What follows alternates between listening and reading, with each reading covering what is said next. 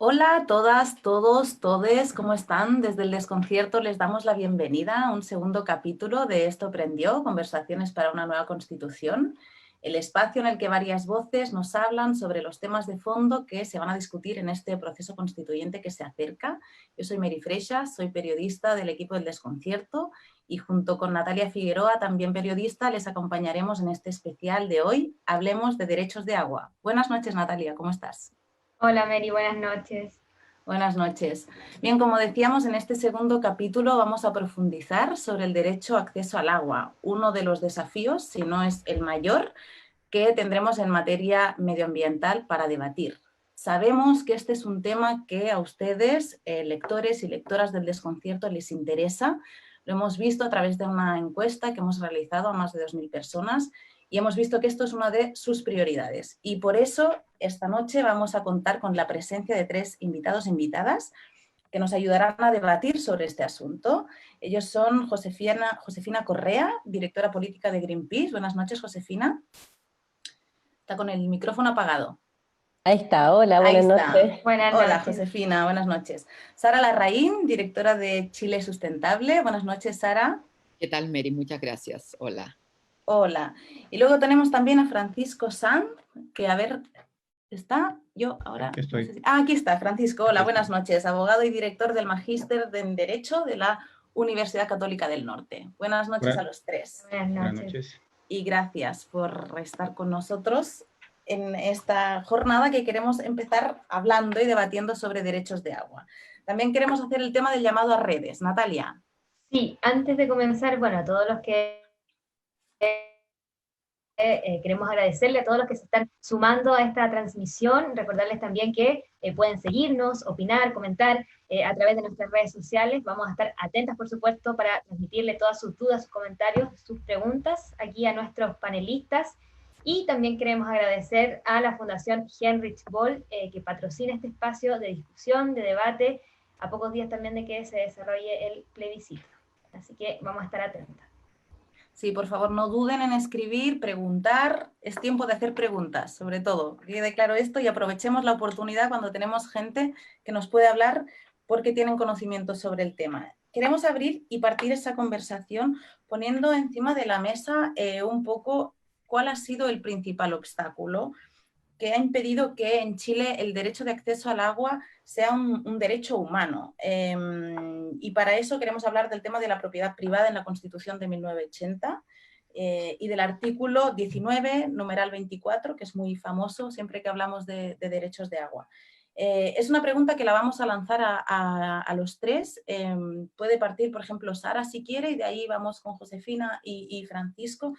Y lo primero que queremos plantear es un poco si el derecho de acceso al agua tiene que vincularse como derecho a la propiedad privada o tenemos que mirarlo más desde una mirada, desde una visión como parte de los derechos esenciales que tenemos como seres humanos. Sara, cuando quieras. Bueno, muchas gracias, Mary.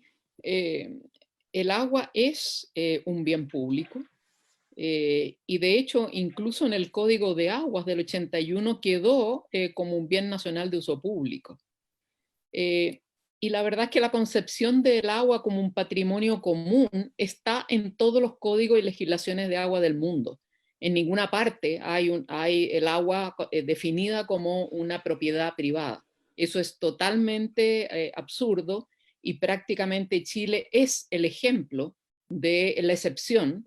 Y entonces, obviamente, lo que nosotros tenemos y tuvimos tradicionalmente es que el agua es un bien público de todos los chilenos y por lo tanto es propiedad de la nación toda.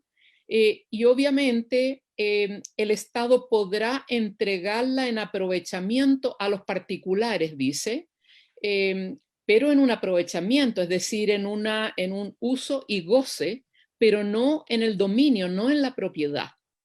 Y entonces, ¿qué es lo que ocurre? En el Código de Agua hay un debilitamiento porque se separa el agua de la tierra, con el objeto, obviamente, pensaba el constituyente en el gobierno militar de darle al agua usos más competitivos. Y estaba pensando en la minería y en la hidroelectricidad, donde obviamente se necesitaba liberar esos derechos de su vinculación a la tierra para poder entregárselo a inversionistas mineros o inversionistas hidroeléctricos que no necesariamente eran propietarios de esa tierra. Entonces, ahí hay un primer gran quiebre en que se separa el agua de la tierra, y posteriormente este bien nacional de uso público, que dice se les podrá conceder a los particulares de acuerdo al uso y goce, en el artículo 19.24, inciso final que tú señalas, dice: aquellos derechos constituidos de acuerdo a la ley les dará la propiedad sobre ellos. Y por lo tanto es la Constitución del 80 la que viene a consolidar este derecho de aprovechamiento, este derecho que no es propiedad, sino que es un derecho de uso y goce, y puede ser entregado, y puede ser quitado, y puede ser temporal, etcétera, etcétera, lo ancla a la propiedad.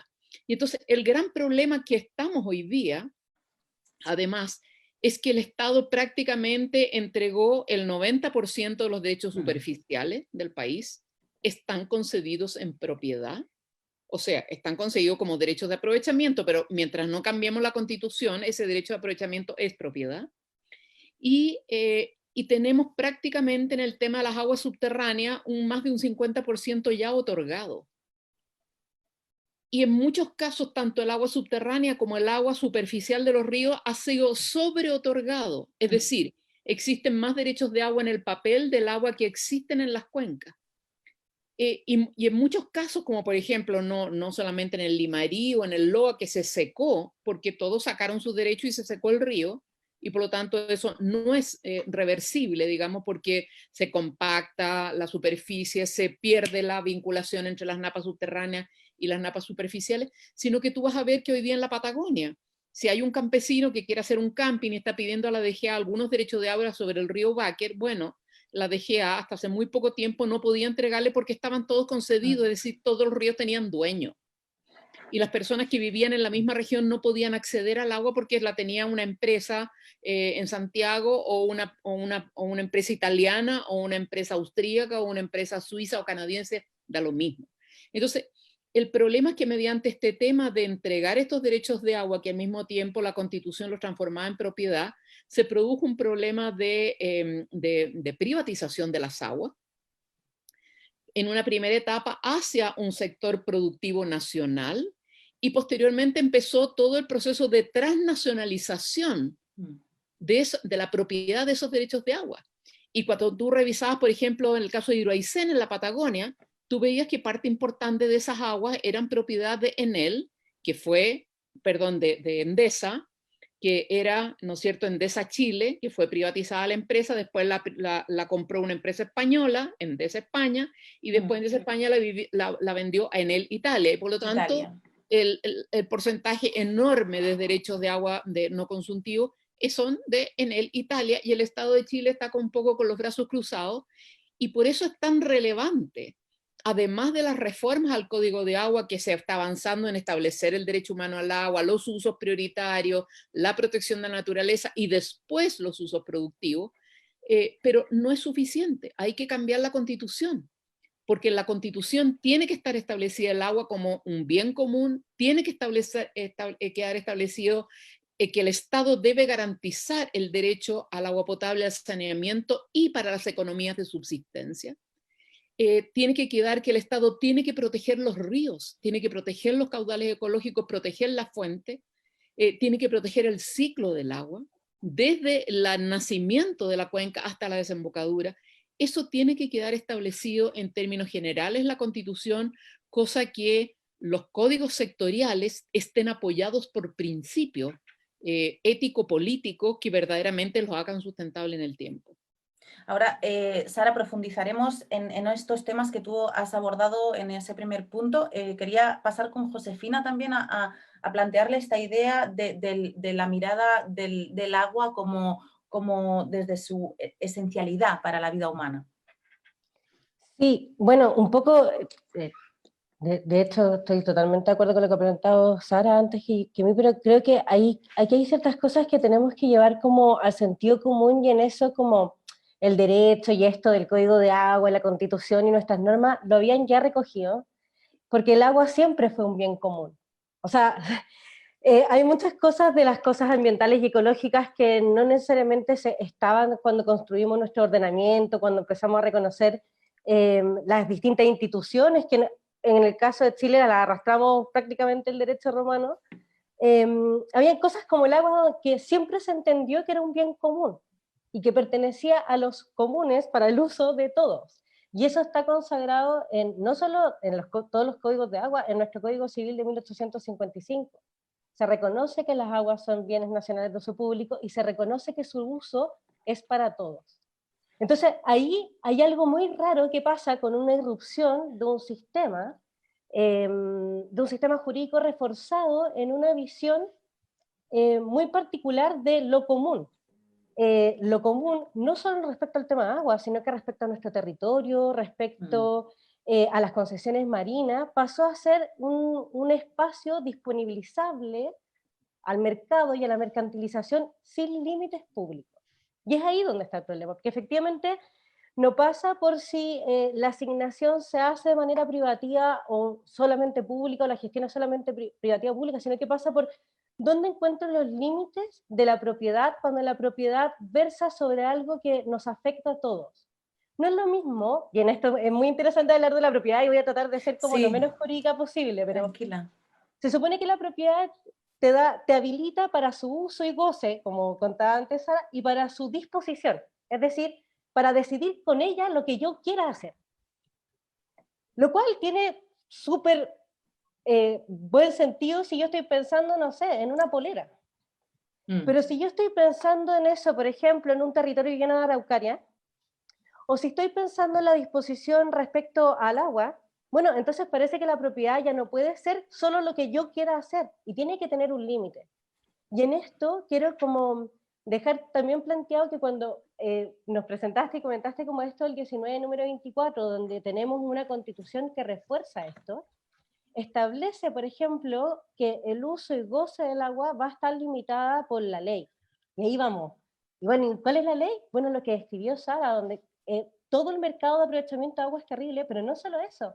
La ley también establece cosas como los derechos de aguas del minero, que son una cosa como oculta y que es como si una minera tiene una concesión, es decir, tiene un espacio del subsuelo para explotar y dentro de su faena aflora agua, cosa que pasa siempre si uno perfora la montaña, bueno, esa agua es de ellos. Sin regulación, nadie sabe cuánto sacan, se comenzó a medir desde hace muy pocos años con un sistema continuo, pero en el fondo es como entregamos y asignamos prioritariamente al agua sin ningún límite a lo público, a su función social, y a su función social que hoy además nos demanda no solo mirar en términos equitativos el agua para los seres humanos, sino también en términos equitativos para los otros seres vivos. ¿Qué pasa con la vida que nos acompaña en este tránsito en este planeta, digamos? Entonces, es muy interesante analizar que el conflicto, o sea, si uno quiere ir en esta primera pregunta basal de ¿qué es la propiedad? Bueno, tenemos que pensar si es que la propiedad es aplicable a todo. Y esto es una cuestión que Chile se lo está cuestionando precisamente en esta cuestión del plebiscito. ¿Es aplicable la propiedad a las pensiones? O sea, la propiedad sobre las AFP que controla las pensiones de los trabajadores, la propiedad en la educación, la propiedad en el uso del agua. ¿Hasta dónde va a estar el límite? Si en el fondo, obviamente, si hay un modelo de educación privada, no sé si es el problema es si es que tenemos que abandonar los derechos sociales y los derechos ambientales de manera absoluta al mercado. Y eso yo creo que es el cuestionamiento esencial de esta referencia. Para cerrar este bloque, creo que Francisco aquí puede aportarnos, al menos en dos puntos que a mí me gustaría que profundizara, porque él es buen conocedor de lo que estamos hablando ahora. Primero, sobre un aspecto que ya ha deslizado un poco Sara, que es el tema de la separación del agua y la tierra, que no sé si eso es muy común o no, si es una particularidad de Chile, no sé si puedes apuntarnos algún dato sobre eso. Y luego también sobre esta idea de el derecho de aprovechamiento, que te da derecho a uso, goce y disposición. ¿Qué diferencia hay entre esto y la propiedad? Porque a veces hablamos de unos conceptos que a las personas comunes y corrientes nos cuestan entender. ¿Qué diferencia hay entre tener un derecho de aprovechamiento para uso, goce y disposición o ser propietario? ¿Cuál es la diferencia de esto? ¿Qué podemos hacer con una cosa y con la otra? No sé si ahí, Francisco, nos puedes aportar un poquito para cerrar. Bueno, muchas gracias. A ver, cuando a uno le preguntan razones que justifiquen una nueva constitución o una reforma constitucional, el tema del acceso al agua es un tema clave.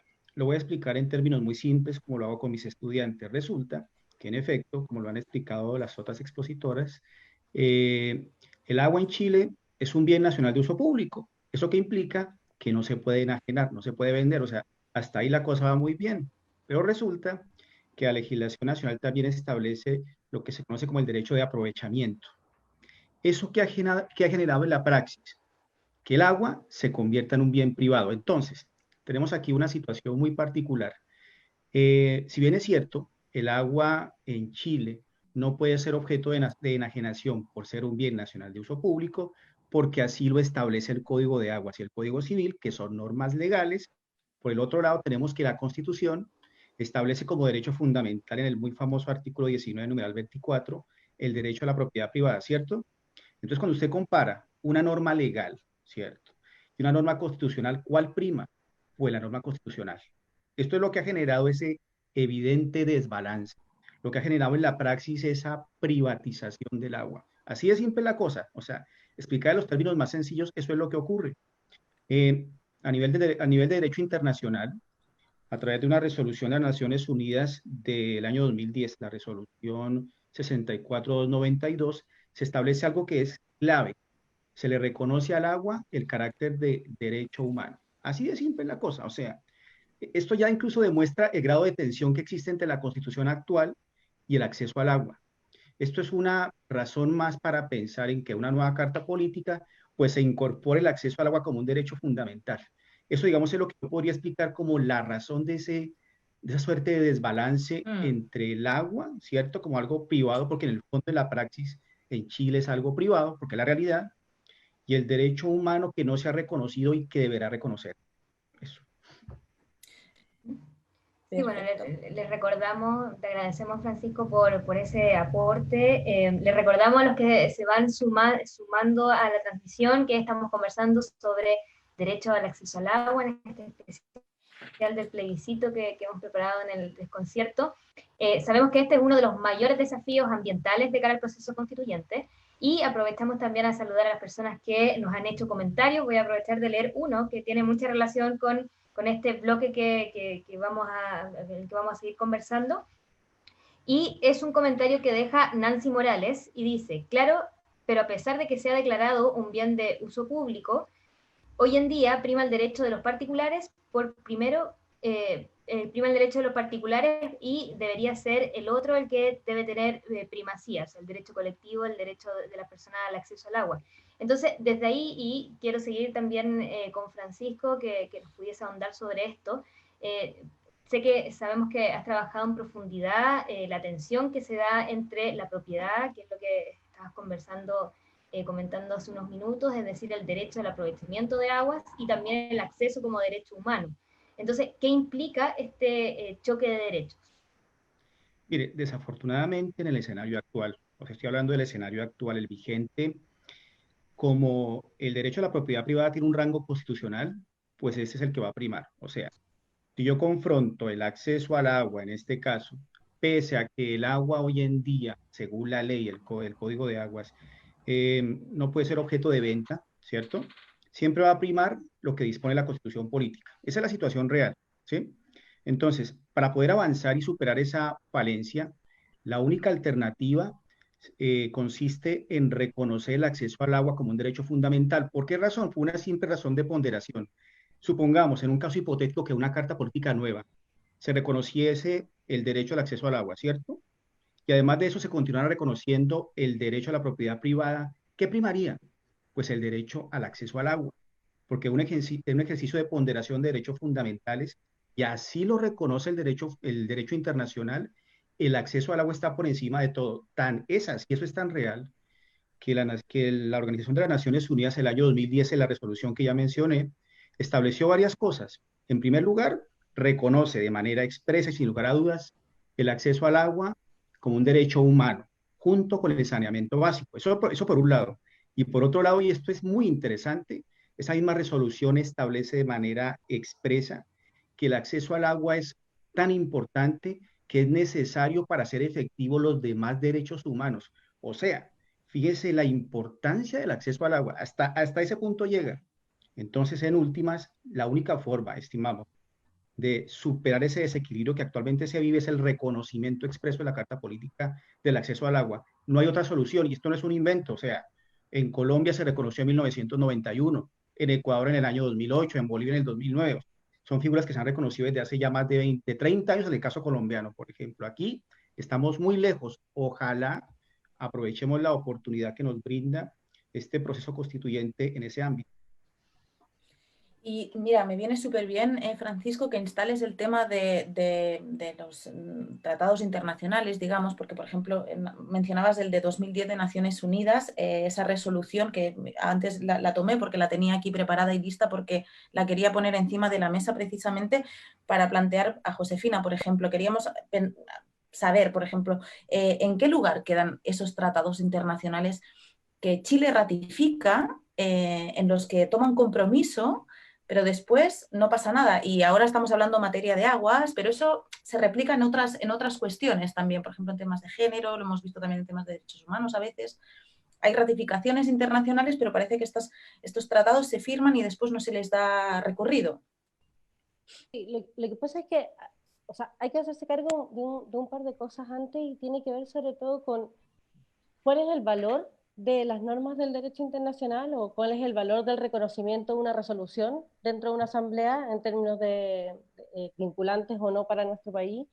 Y lo otro es, de alguna manera, hasta qué punto toda la interpretación del sistema normativo y del bloque fundamental de derechos es hecho de manera regresiva.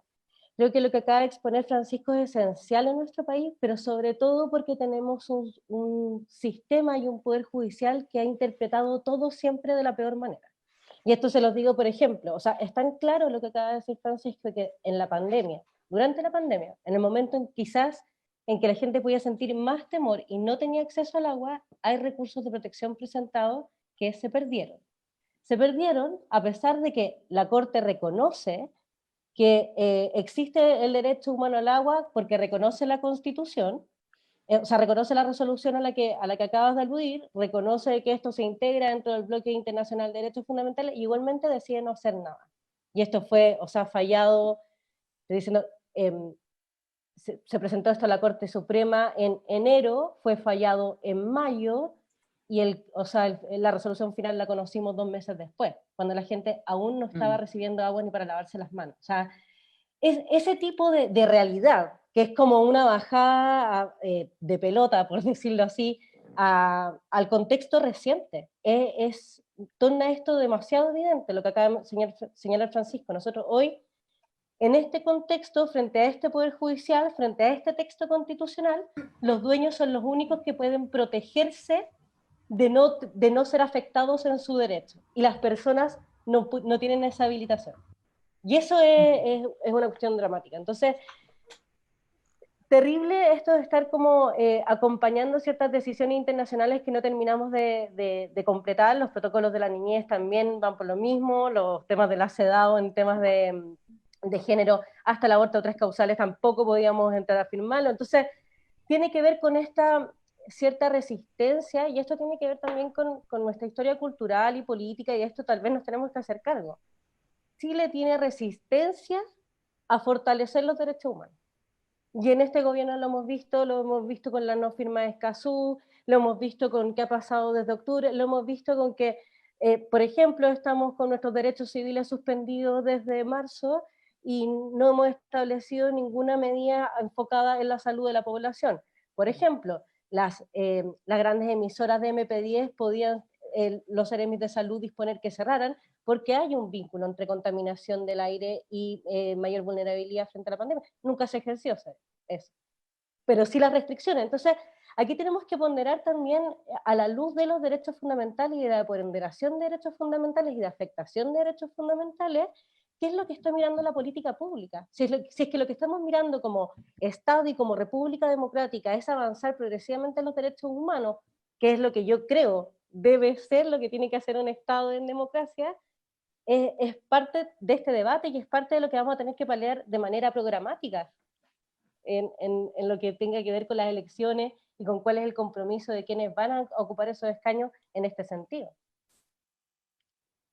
Queremos agradecer, Josefina, por ese aporte, y también queremos cerrar con una última pregunta a este bloque que tiene relación con la colisión de derechos en este gran tema que es el acceso al agua, que es, bueno, si se llega a determinar en un futuro, después de todo el proceso constitucional, que hay un interés público en el agua, ¿cómo esto va a afectar a los derechos de aprovechamientos que ya fueron entregados? Que es un gran tema también de discusión, ¿no? El Estado va a tener que expropiar y pagar al dueño lo que le corresponda. ¿Cómo va a ser ahí la regulación? Eso, bueno, Sara, te dirijo ahí la palabra para que nos puedas dar más información. ¿Qué pasaría en estas situaciones? Bueno, actualmente, Natalia, en la reforma del Código de Aguas, que ya lleva 11 años en el Congreso Nacional y que estamos en segundo trámite en el Senado, los derechos ya otorgados no se pudieron tocar, porque son propiedad y por lo tanto cualquier recuperación por parte del Estado implica que el Estado debe expropiar y pagar por lo que entregó gratuitamente y a perpetuidad, pero en fin, lo entregó gratis y ahora para recuperar este bien público tiene que pagar, lo que es políticamente y éticamente totalmente absurdo. Entonces, hoy día no se puede. Lo que hace la reforma es que pone algunas, incluso tomando en cuenta algunos elementos, como decía la José, de función social de la propiedad, pone algunas limitaciones, como por ejemplo, caudales ecológicos, es decir, el tipo no puede ejercer el derecho al agua al punto de secar un río, o temas vinculados a que tiene que entregar la información de dónde la va a sacar, o en el caso de las hidroeléctricas, donde toma el agua, cuánta toma y tiene que informar cuánta devuelve, porque algunos hacían trampas entre medio. O se está corrigiendo que el minero que encuentra agua en el área de su concesión no se la apropia como en el Far West, que yo llego al área de concesión, encuentro agua y es mía, y nadie sabe, ni siquiera la DGA sabe que esa agua está siendo sacada, y de repente si falta agua en la cuenca más abajo, nadie hace la relación que puede ser el minero que está sacando aguas arriba. O sea, entonces, tú desde la perspectiva de una reforma al código sin cambiar la Constitución, no puedes afectar el derecho de propiedad sobre las aguas, porque está, como decía Francisco, como decía la José, como decía yo mismo, está protegida constitucionalmente. Entonces, ¿qué es lo que ha pasado? Aquellos artículos en los cuales fueron a dar una función de que, por ejemplo, el Estado puede establecer reservas de agua, incluido donde no hay disponibilidad de agua, y por lo tanto las reservas las establece sobre aguas que pueden ser de otros, para el derecho humano al agua potable y saneamiento, principalmente agua potable rural, etcétera, que está con camiones de aljibe. Bueno, esos artículos están todos con reparos de constitucionalidad por el gobierno, por el ministro de Obras Públicas y por los parlamentarios de la coalición de gobierno. Y hoy día por eso que está en la Comisión de Constitución el Código de Agua, porque hay muchos artículos que están tratando de poner condiciones a la propiedad para que haya un ejercicio de la función social de la propiedad, pero están con reparo de constitucionalidad. Y obviamente si los ganamos, los vamos a ganar porque hay mayoría, pero nos van a llevar a Tribunal Constitucional. Y eso ha pasado muchas veces. Entonces, hoy día, si no se cambia la Constitución, el Código de Agua siempre va a estar en peligro de que es la interpretación sobre lo avanzado, incluso en el artículo 5º, donde quedó garantizado el derecho humano al agua potable y saneamiento, que el Estado debe garantizar a todos los chilenos. Eso se va a tener que pelear en tribunales si es que no cambiamos la Constitución.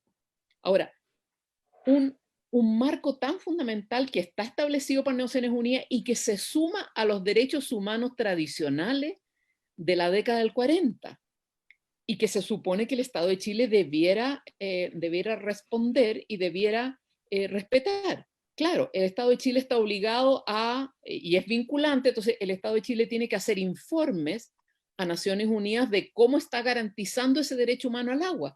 Pero llegado en tribunales, si es que hay una comunidad que necesita agua y el Estado se la tiene que entregar, hoy día el Estado lo que tiene que hacer es pagarle al tipo dueño de la propiedad de las aguas, expropiarle una parte para poder entregársela a las comunidades. Entonces, mientras no haya un cambio constitucional, y es por eso tan importante este periodo, que establezca cuáles son los derechos y que quede claramente cuál es ese acceso a los bienes públicos, el agua, el mar, el borde costero, las riberas de los ríos, las calles, las plazas. Hoy día están privatizadas partes de plazas, calles, veredas. O sea, si nosotros no avanzamos en el reconocimiento de los bienes públicos y los regímenes de gestión y gobernanza, para que realmente todos los chilenos podamos ejercer el uso y aprovechamiento de esos bienes públicos, vamos a seguir condenados aquí una minoría que supo lo del Código de Agua, que se avivó en pedir derechos en la primera etapa sin decir ni siquiera para qué lo querían. Bueno, se va a seguir generando la apropiación de unos pocos sobre los bienes públicos y vamos a continuar con una estructura de inequidad que está basada en que los que aprovechan los beneficios vinculados a los bienes públicos son una élite muy pequeña y que obviamente a través del mercado, porque especulan, rematan agua, venden agua, arriendan agua, etcétera, etcétera, va a seguir una situación que hoy día es imposible. Y es imposible porque con este marco jurídico además estamos en una situación de cuencas súper explotadas, estamos en un contexto de sequía que está agravada por el cambio climático y donde obviamente el escenario hacia adelante va a ser cada vez más estrecho, cada vez con menos agua. Y por lo tanto hay que avanzar en la recuperación del agua para los usos esenciales primero, agua potable, saneamiento, protección de las fuentes y de la naturaleza, los otros seres y de los cuales dependemos, y obviamente después será para fines productivos. Pero lo primero es lo primero, y los usos esenciales y la protección de las fuentes es lo primero. Ahora, eso requiere un cambio en la Constitución, un cambio en el Código, pero en la Constitución también tiene que haber un cambio de la gobernanza sobre el agua. Porque si el agua va a ser un bien nacional de uso público, pero seguimos con la gobernanza a través de las juntas de vigilancia, es decir, solamente deciden sobre el agua los que tienen derechos de agua, estamos sonados. Porque resulta que el alcalde o la gente que vive en las riberas o el que tiene un emprendimiento turístico o la asociación de agua potable rural que tiene que servir a sus pares, no tiene acceso y no puede participar en la gobernanza, en la toma de decisiones sobre una cuenca, es imposible. Entonces hay que avanzar en el marco regulatorio sobre los bienes públicos, pero al mismo tiempo en la Constitución hay que dejar establecidos sistemas de gobernanza públicos para los bienes públicos. Sí, muchas gracias, Sara, por eso. Sí. Dale, Natalia. Dale, no. ¿Sí? ¿Yo? Sí, no, quería agradecerle... No, quería agradecerle antes a los comentarios que nos están llegando, que están muy atentos también a lo que están hablando aquí, la información que nos están dando.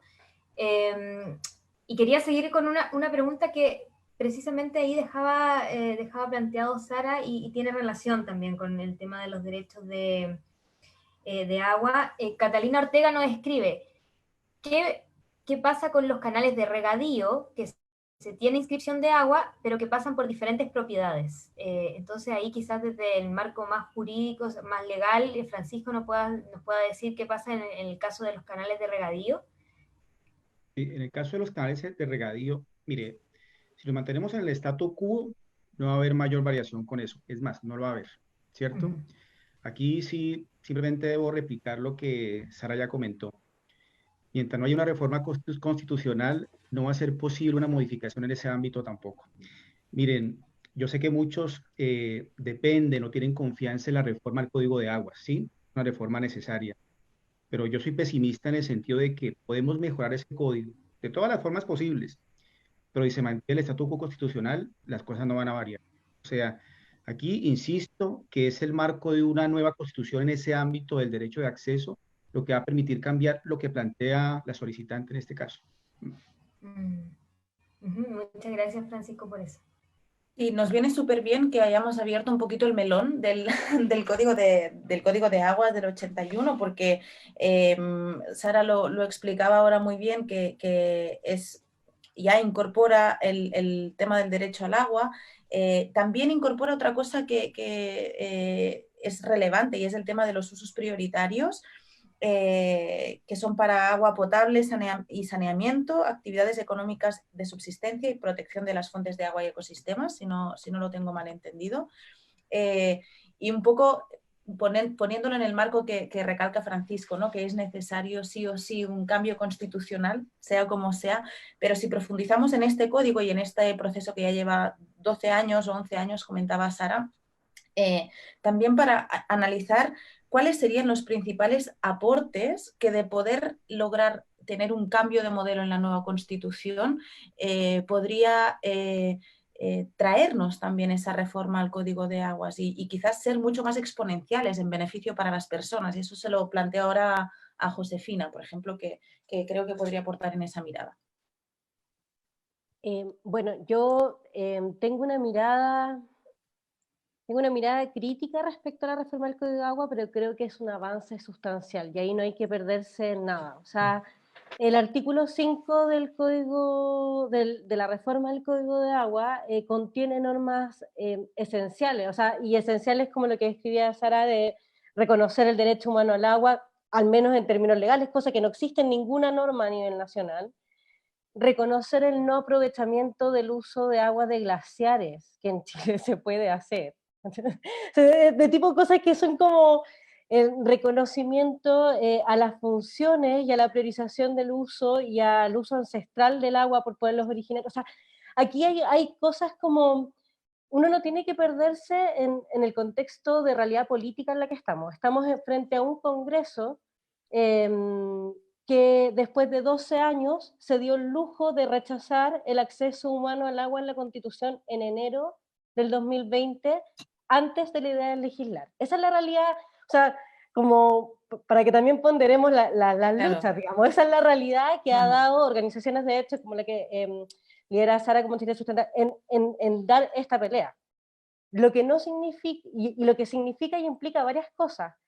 Ahora es el actual gobierno el que pone las vetas respecto a la constitucionalidad de estas normas, y antes fue el gobierno anterior, y antes fue el gobierno anterior. O sea, cuando se quiere regular esto hay una presión y un lobby desconcertante.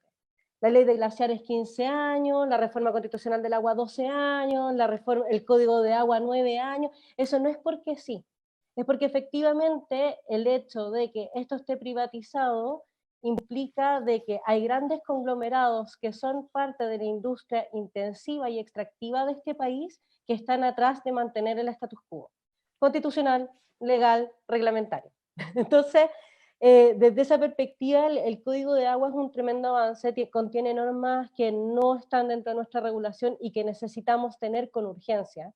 Con urgencia porque en esto yo quiero dar una visión un poco distinta a la que plantea Francisco. Yo creo que la realidad de la crisis climática y ecológica y la crisis de valores en la que estamos como sociedad y como planeta exige que Chile el 2020 no esté discutiendo el acceso humano al agua que hace 10 años se reconoció. O sea, yo quiero que en este proceso constitucional eso sea el piso mínimo y que estemos discutiendo cómo protegemos de manera íntegra las fuentes naturales, cómo tal vez ordenamos el territorio de acuerdo a las cuencas hidrográficas, tal vez, porque no podemos establecer tal vez que, por ejemplo, la división territorial tiene que estar totalmente compatible con la integración de las cuencas hídricas, y podría ser un modelo de gobernanza del territorio más inteligente que el que estamos llevando, porque nosotros recordemos que segmentamos los ríos para asignarlos, o sea, tenemos miles de situaciones súper extrañas para lo que uno entiende del ciclo del agua así como de manera basal.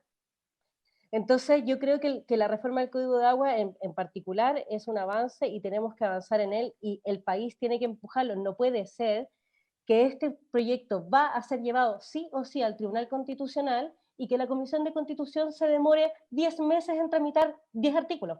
O sea, nos tramitan leyes anti todo en menos de una semana y se demoran 10 meses en resolver, como dice Sara, indicaciones, o sea, artículos que están por mayoría. O sea, no entiendo qué es lo que demora tanto esa tramitación. ¿Hasta cuándo vamos a llegar? Porque la verdad es que cuando salga una nueva constitución que consagre el agua como un bien nacional, como un bien común, más que un bien nacional, como un bien común planetario de los seres vivos y de los humanos, digamos, como un bien ecológico esencial, tal vez lo que tenemos que estar discutiendo es un nuevo código de agua. O sea, un nuevo sistema concesional del Estado. Porque el Estado hoy concesiona con miras a explotar lo más rápido posible nuestro territorio. Esa es la visión que está atrás, porque se insertó en 1979, en 1981, en 1900... Esa es la realidad. Y más allá del tinte ideológico, tenemos una realidad científica. El planeta está en peligro. Entonces, si queremos hablar de seguridad de nuestros hijos, de un futuro de desarrollo de nuestro país, tenemos que anteponer eso, porque desde ahí vamos a poder proteger la vida y la salud de nosotros y del planeta. Como hay que reordenar el sistema de valores y eso es estructural. Eso. Y Una para opinión. seguir... Sí, Sí, Francisco, Francisco. por supuesto. Mira, o sea, mi pesimismo es justificado. Lo voy a decir porque desafortunadamente he visto cómo normas, no solamente referidas al agua, sino respecto a otros ámbitos, se han visto truncadas por la estructura constitucional que tiene actualmente Chile. Voy a dar dos casos clarísimos. En primer lugar, tenemos el Estatuto de Protección al Consumidor, que se aprobó, le daba dientes al CERNAC para defender al consumidor, pero cuando se sometió al Tribunal Constitucional, ¿qué ocurrió? Le quitó los dientes. O sea, era un estatuto fabuloso, avanzado, comparable al de países europeos, los Estados Unidos, pero se cayó por la aplicación de la Constitución. O sea, el tribunal tuvo que aplicar lo que dice la Carta Política. Y otro ejemplo clarísimo, una norma que pretendía fortalecer el sindicalismo en Chile. Eso también se cayó, o sea, se modificó. Entonces, por eso, sin desconocer la importancia de avanzar en un nuevo código de aguas, yo subrayo, si no hay un cambio constitucional, va a ser una suerte casi de salud a la bandera y puedo asegurar, o sea, puedo anticipar que si las cosas continúan en el Tribunal Constitucional, se va a caer buena parte de este código de aguas como está, en el estatus actual. Entonces, por eso es mi pesimismo realista, creo yo, como constitucionalista. Eso. Y bueno, para seguir alimentando el debate, Josefina, bueno, hay una última intervención sobre el tema. La réplica. La réplica, claro. La réplica, es que estoy tan de acuerdo con Francisco en esto, que creo que este tipo de discusiones puestas sobre la mesa del debate público va a aportar a que elijamos a quienes estén comprometidos con esto. Y por eso me parece tan relevante saber qué va a pasar con el Tribunal Constitucional respecto al tema de agua y quiénes van a empujar este tipo de decisiones contramayoritarias. Porque en el fondo vamos a poder develar quiénes efectivamente están por cambiar el status quo y las inequidades ambientales de este país o no. En este sentido, también será importante ver qué ocurre con la figura del Tribunal Constitucional en una nueva Constitución. O sea, todo se va entrelazando, el puzzle es grande. Sara, sí, aportemos al debate. Mira, reforzando lo mismo que decía José, o sea, si nosotros estamos frente a este marco constitucional y tenemos una posición de inmovilismo, no se develan los intereses que están en conflicto. Y aquí lo que está en conflicto es el interés de un pequeño grupo de personas riquísimas en contra de toda la mayoría de la población y de la sustentabilidad del territorio que habitamos y de los cuales depende nuestro futuro. Entonces, aquí vamos y el Tribunal Constitucional tendrá que decidir y tendrá que presentarse como el mamarracho que es. Y por lo tanto dará más fuerza a los ciudadanos para ir a un proceso más fuerte.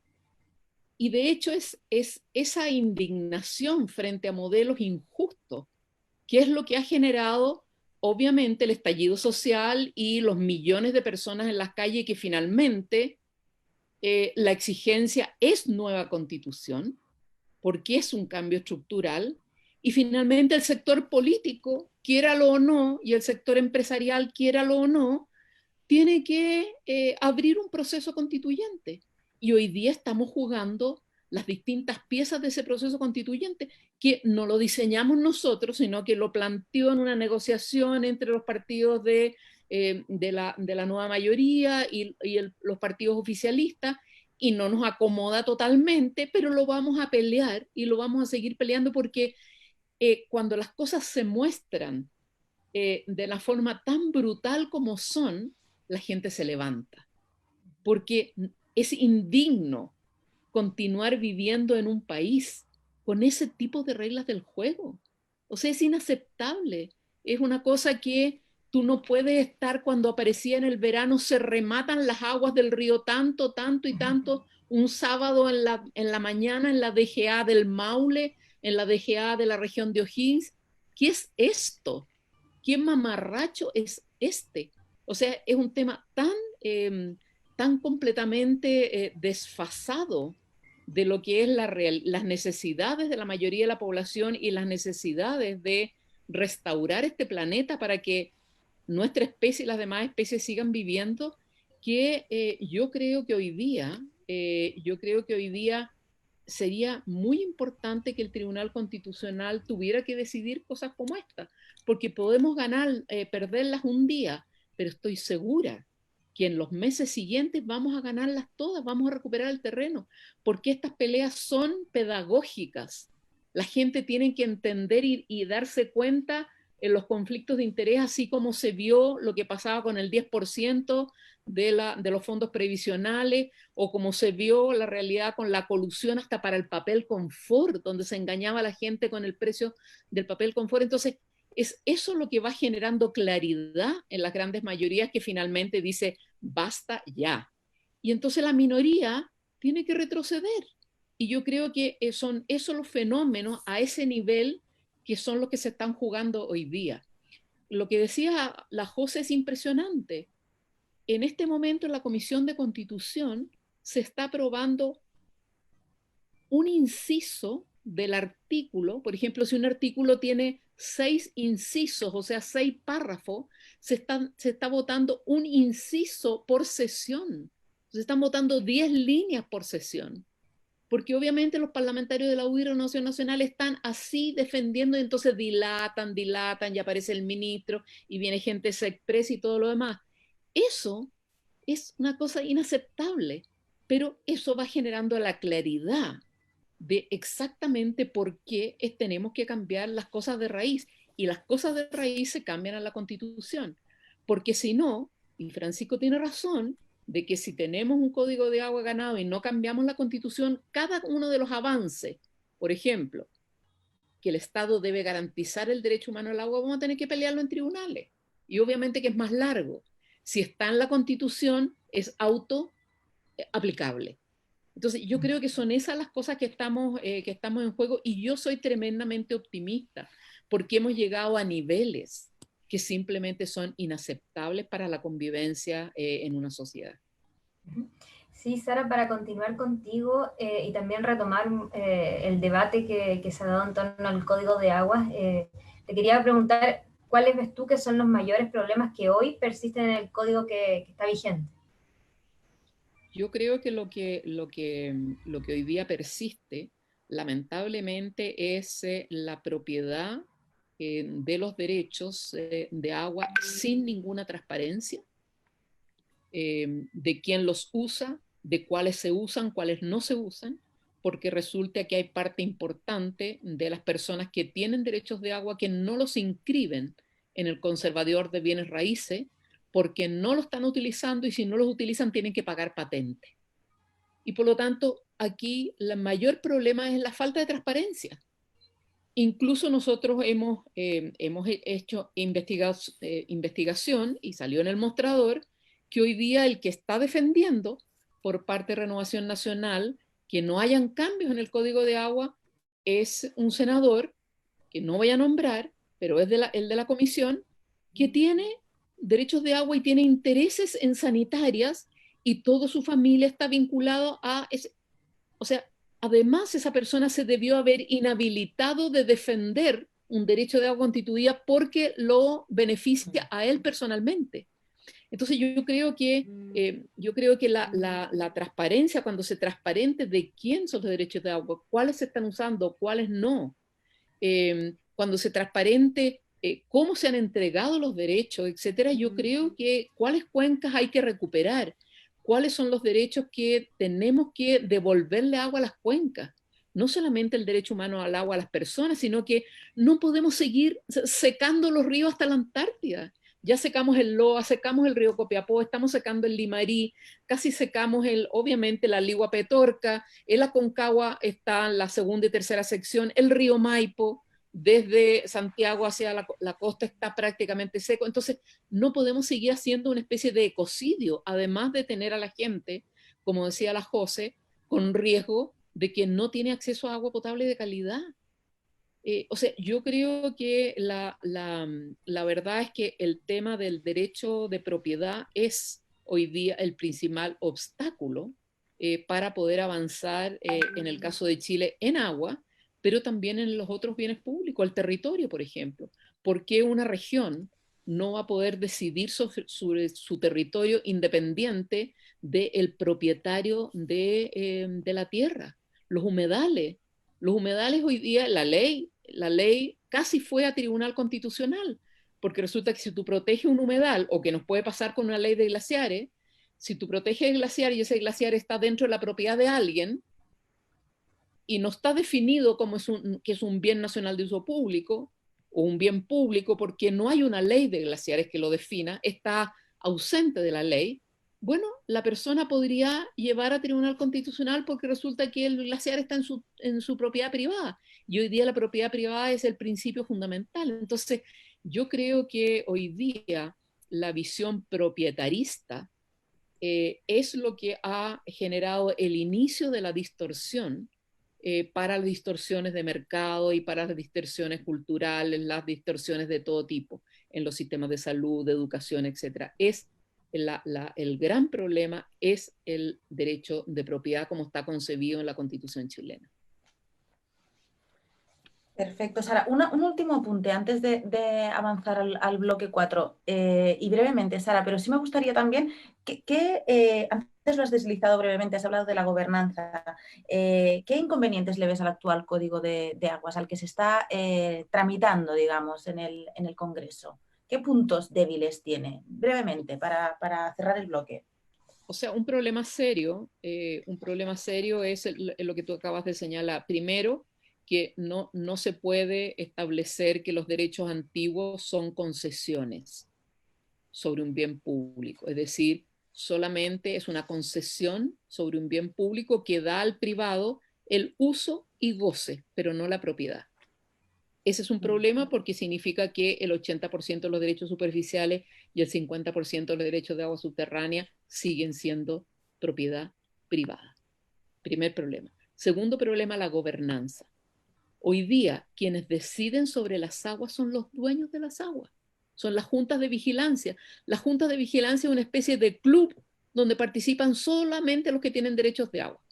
El que vive al lado en la cuenca, el alcalde, el área protegida, no pueden participar en la decisión sobre la cuenca, porque participan solamente los que tienen derechos de agua. Entonces, se propietarizó la gobernanza de la cuenca.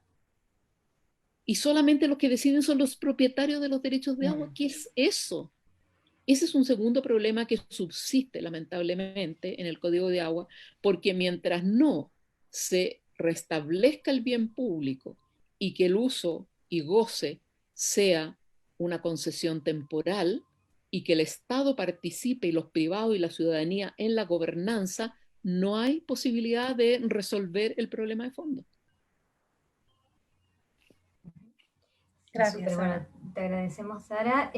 Bueno, y vamos a pasar a un último tema que queremos poner sobre la mesa, que es un gran tema de discusión, otra de las aristas que también va a tener este debate, que es el agua de los territorios indígenas, cómo los pueblos originarios, en el fondo, pueden acceder a este derecho del agua. Y voy a leer un dato, que en febrero de este año, la justicia otorgó derechos de aprovechamiento de aguas a 3 comunidades aymaras en la comuna de Putre, esto en la región de Arica.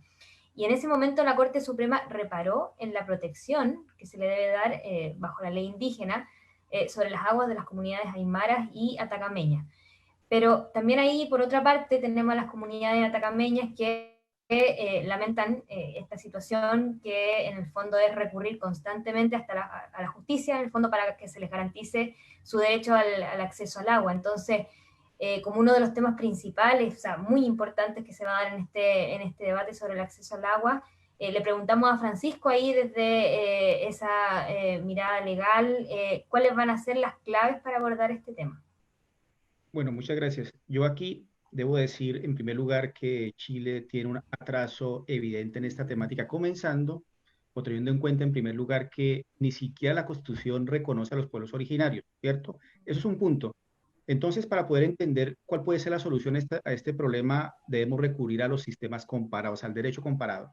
Aquí voy a hablar del caso de Colombia, que es un caso paradigmático. Les cuento en resumen. El año de 1991 Colombia aprobó su constitución, ¿cierto? Y esta constitución, entre otras cosas, reconoció en su artículo 330 aspectos tales como el que los territorios indígenas debían ser gobernados por consejos conformados por miembros de estos pueblos, en primer lugar. En segundo lugar, igual se reconoció entidades territoriales que deben ser dirigidas, manejadas de manera autónoma por pueblos, entre otras cosas. O sea, estamos hablando de 1991 y ya ese país había reconocido a los pueblos indígenas dentro de la Constitución. Y una de las consecuencias de ese reconocimiento fue justamente el tratamiento del agua. ¿Qué se dijo? En palabras muy simples, se estableció que a partir de su derecho consuetudinario, que es una forma muy pomposa de hablar que a partir de la costumbre del pueblo indígena, entonces ellos tenían derecho a manejar sus propios recursos hídricos. Eso era posible, obviamente, porque se les había reconocido autonomía en territorios concretos. Y esto es tan evidente que en el año 2012 la Corte Constitucional Colombiana, que es el equivalente al Tribunal chileno, lo que hizo fue confirmar esto. ¿Y cómo lo confirmó?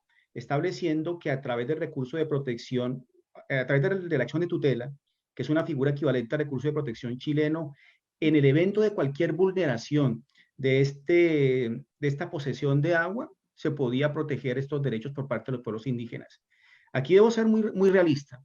En Chile hay que partir primero por reconocer a los pueblos indígenas en el marco constitucional. O sea, si eso no se hace, grave, complicado. Y no solo eso, ese reconocimiento debe implicar, si no es en la Constitución, al menos en normas internas, un reconocimiento de autonomía. Yo sé que es un tema diferente al que estamos conversando, pero es un tema que también hay que discutir. Entonces, yo quiero exponer este caso porque es un ejemplo exitoso de cómo una comunidad indígena tiene derecho a su agua y la puede manejar. Posteriormente, esto se replicó en constituciones como la de Ecuador en el 2008 y la de Bolivia en el 2009. Entonces, ahí tenemos modelos que podemos aplicar y tener en cuenta para el propio marco constitucional chileno. Eso. En este sentido, y recogiendo un poquito lo que plantea Francisco de los modelos, Josefina, te queríamos interpelar a ti y preguntarte por qué prioridades deberían de considerarse a la hora de pensar en ese modelo que también diera acceso, garantizar el acceso a los territorios de los pueblos originarios al agua. Bueno, yo creo que es esencial el reconocimiento, como decía Francisco, a los pueblos originarios, pero además es necesario y urgente entender que los pueblos originarios han sido sujetos de un abuso sistemático por parte de las estructuras de poder y han sido parte de por decirlo en sus propias letras, de un genocidio cultural y una hegemonización brutal desde las construcciones de los Estados-naciones. Y eso son la Constitución, el reconocimiento del límite del Estado-nación. Entonces, desde ahí, obviamente la reparación tiene que ir desde los fundamentos de ese Estado a reconocer las características de los pueblos originarios y a reconocer particularmente la cosmovisión valórica y cultural que tienen en relación a su territorio, que incluye aguas, incluye mar, y incluye el espacio sagrado que incluso se alejan de los lugares en los que ellos mismos habitan, así como residencialmente.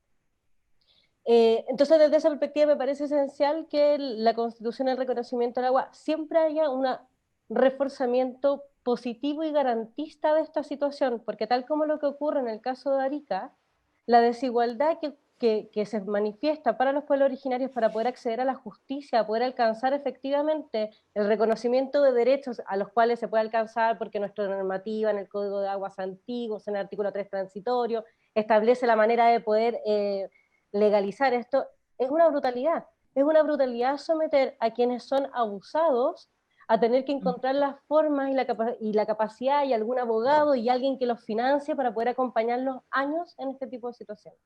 Por eso, tal como decía como Francisco Lazara antes, es tan esencial que el reconocimiento de este tipo de situaciones y de nuestra realidad territorial vivencial como Latinoamérica, porque esto es muy loco lo que pasa en países como Chile, bueno, y yo siento también que ocurre también en Argentina en relación a otros de nuestros países latinoamericanos. Nosotros tenemos una negación profunda de nuestra realidad indígena.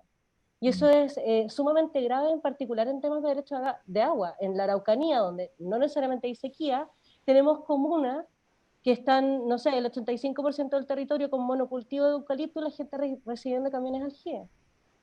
Y lo que viene hoy, hablando de reactivación y todo lo que tiene que ver, por ejemplo, con temas como el litio, pone en grave peligro las fuentes hídricas de comunidades originarias, tanto collas, aymaras en el norte.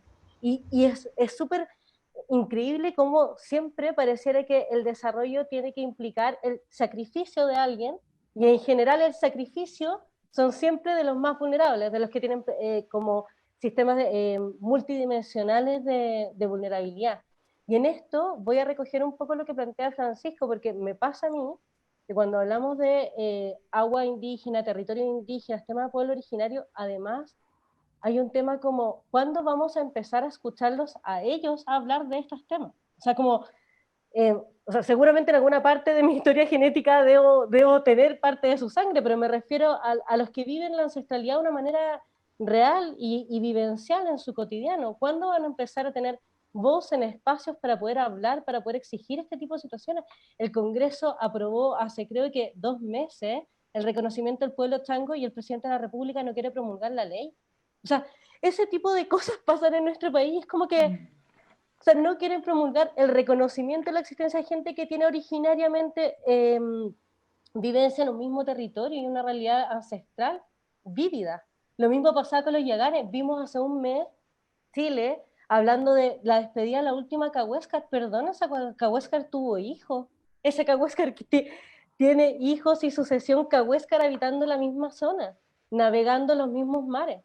Entonces, aquí hay algo que revisar en torno al pueblo originario, pero yo aquí, como vuelvo con lo que plantea Francisco, es una cuestión esencial, de nuevo, una mirada valórica a nuestra realidad cultural y vivencial, y sobre todo más, lo que a mí más me inquieta desde el mundo de la ecología política, tienen muchísimas respuestas a un problema que ha tenido la civilización occidental sistemática, que es cómo se relaciona la sociedad con lo que lo sostiene.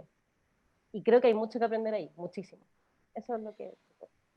Sara, no sé si quieres agregar alguna cosa sobre el tema que estamos abordando de las prioridades que debería de contener una mirada hacia los territorios de los pueblos originarios en una nueva constitución en relación al derecho de acceso al agua. O sea, yo creo que el reconocimiento es lo primero, porque ahí tú reconoces que son sujetos de derecho y sujetos de derechos especiales. Y de hecho la legislación indígena establece territorios indígenas y aguas indígenas como situaciones especiales.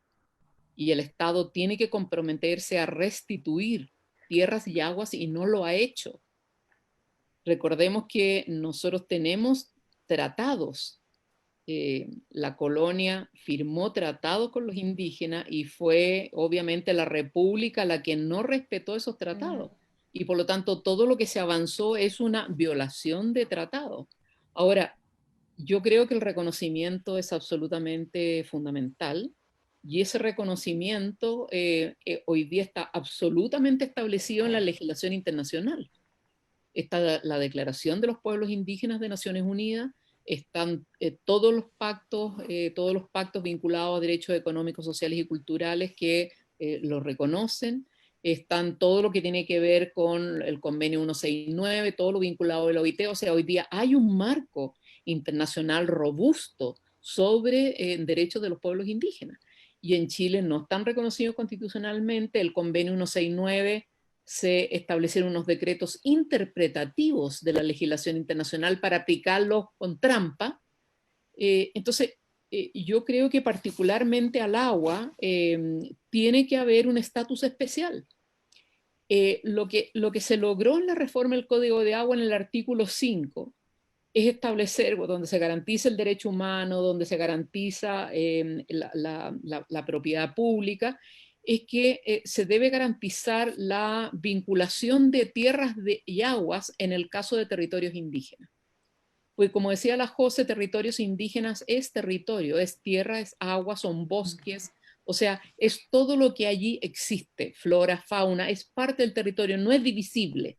No es divisible para comercializar uno por otro separado, sino que es un todo que funciona y obviamente, entonces, en el artículo 5 se logró poner la inseparabilidad de tierras y aguas en territorios indígenas.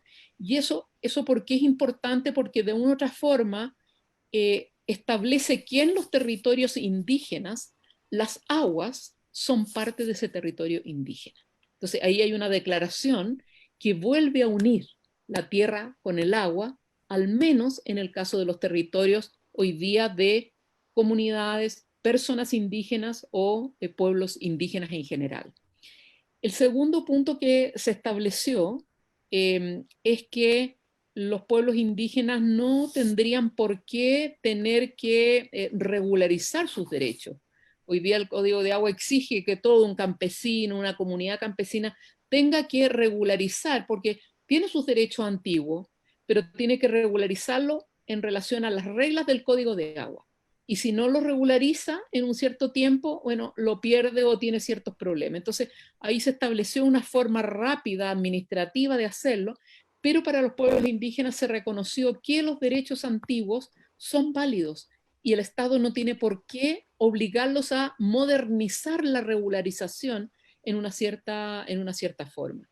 Y un tercer elemento que es muy relevante, particularmente para los pueblos indígenas, es que se estableció en esta reforma, hoy día existen derechos consumtivos, que son los que se consumen. Por ejemplo, cuando tú riegas, el agua se consume en la tierra. Existen los derechos no consumtivos, que son los que toman las hidroeléctricas, por ejemplo, que los toman, los meten en una turbina para generar electricidad y los devuelven aguas abajo. Se estableció que a nosotros nos parece tremendamente relevante tanto para la protección de la biodiversidad y los ecosistemas como para los indígenas, se estableció una categoría de usos no extractivos. Que eso es tremendamente importante porque se reconoce que una comunidad, un pueblo, una región, y obviamente los pueblos indígenas, pueden pedir derechos de agua para no extraerlos, para que queden en ese territorio porque ese ecosistema es importante, porque el lugar es un lugar sagrado o porque la comunidad quiere establecer la sanidad de esa cuenca completa. Entonces, ahí hay una forma en la cual a través de un derecho, mientras tanto no se reforme la Constitución y tengamos una constitución ecológica, este derecho no extractivo permite que cualquier ciudadano pueda, a través de la solicitud de ese derecho, dejar esa agua en ese territorio. Entonces, yo creo que ahí hay un elemento que va en la dirección correcta, en el sentido de ir contra esta noción de que los bienes públicos, los recursos naturales, son materias primas que hay que extraer y explotar. Todo hay que mercadearlo, explotarlo, etcétera, etcétera, pero no hay ningún mecanismo para dejar las aguas en algunas partes donde corresponde dejarlas porque son necesarias para que ese ecosistema, ese pueblo, esa cultura siga funcionando, o esa especie de biodiversidad a punto de extinción siga, incluidos los parques nacionales, sigan teniendo la integralidad de las aguas y que no tenga que estar peleando con un proyecto hidroeléctrico que se presentó dentro de un parque nacional. Entonces, yo creo que ahí hay por lo menos esos tres avances, que es de reconocimiento de derechos ancestrales, que no se separa tierras de agua, una discriminación positiva en relación a los pueblos indígenas y el derecho al agua, y el tema de la constitución de los derechos de agua no extractivos, es decir, que quedan en la fuente. Y para ir cerrando, bueno, este conversatorio, voy a leer un comentario que nos hace María Soledad Lagos. Ella dice: muchas personas que están en el Parlamento tienen grandes negocios en la privatización del agua. Entonces, desde ahí, ¿cómo ven que debe regularse esto en el proceso constituyente, en la redacción que se va a dar respecto de quienes tengan algún tipo de interés en derechos de agua? Josefina, ahí si quieres también opinar respecto de esta pregunta que nos hacen. Sí, bueno, yo creo que esa pregunta tiene mucho que ver con temas de probidad, y son cosas que tenemos que revisar. Claramente la crisis democrática en la que estamos va muy aparejado de eso, un poco lo que escribía Sara en una de sus intervenciones, es decir, el nivel de abuso que hemos visto y de compromiso entre el sistema político con el sistema económico. O sea, por no ir más lejos, el caso Soquimich, que se frena cuando iba a entrar a investigarse aguas andinas, que podemos no decir eso, pero en el fondo es parte de una tensión y de una realidad en la que se vive, en la que ha estado muy controlado por este poder económico potente el sistema político de manera casi absoluta. Entonces yo creo que es bien relevante en este tipo de cosas hacer revisiones como qué vamos a considerar hoy una inhabilitación o no, si vamos a considerar que el tener negocios en ciertas áreas los inhabilita para ejercer cargos públicos derechamente, o si tienen que establecer fideicomiso por cada uno de ellos, de qué manera se estructura. O sea, recordemos que no solo los parlamentarios que toman esta toma de decisión y que tienen la posibilidad de inhabilitarse, o sea, tenemos un ministro que tiene una cantidad de aguas siderales y su cartera asigna fondos directos, o sea, su cartera asigna fondos directos a temas de riego, a un mundo de la agroindustria, también a otros propietarios, pero en el fondo hay un sistema jurídico en Chile que hace que muchas de las subvenciones estatales en general no vayan a pequeños agricultores.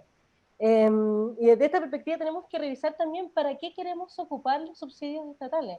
Personalmente, hoy, por ejemplo, con la reactivación estamos viendo que los subsidios estatales van a construir embalses, cuando tenemos cuencas hídricas que no están alimentando los embalses.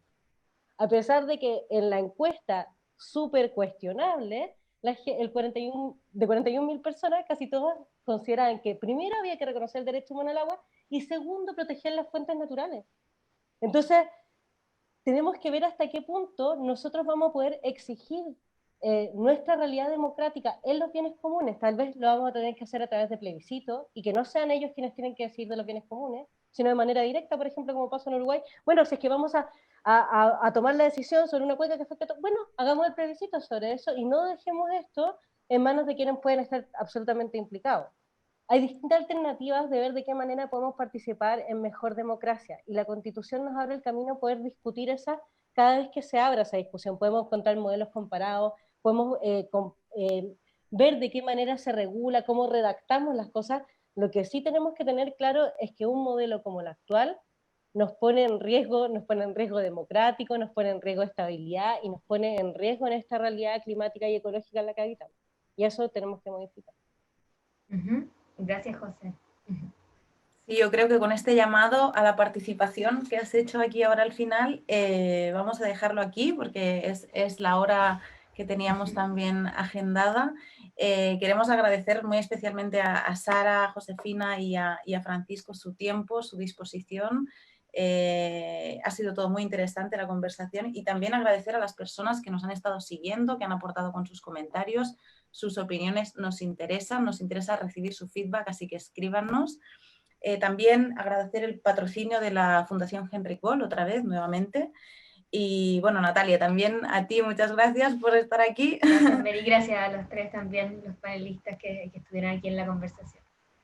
Sí, nosotros recordar solo una cosa que es importante y que queremos reiterar, que como medio de comunicación en el desconcierto queremos ser un aporte en este debate de grandes temas que va a abrir el nuevo proceso constituyente. Creemos que ahora el periodismo es más importante que nunca. Creemos en una información rigurosa y verídica porque también creemos que eso es lo que nos permitirá tomar mejores decisiones individuales y colectivas. Y de eso se trata lo que viene ahora. Así que les invitamos a seguirnos, a seguir este espacio que hemos abierto que se llama Esto Prendió, Conversaciones para una Nueva Constitución. Lo tendremos abierto también el próximo miércoles a partir de las 8 para hablar de pueblos originarios. Ahí estaremos y esperamos retrobarlos ahí en una nueva cita. Así que buenas noches y que descansen. Chao, que estén bien. Chao, que estén muy Gracias. bien. Chao, gracias.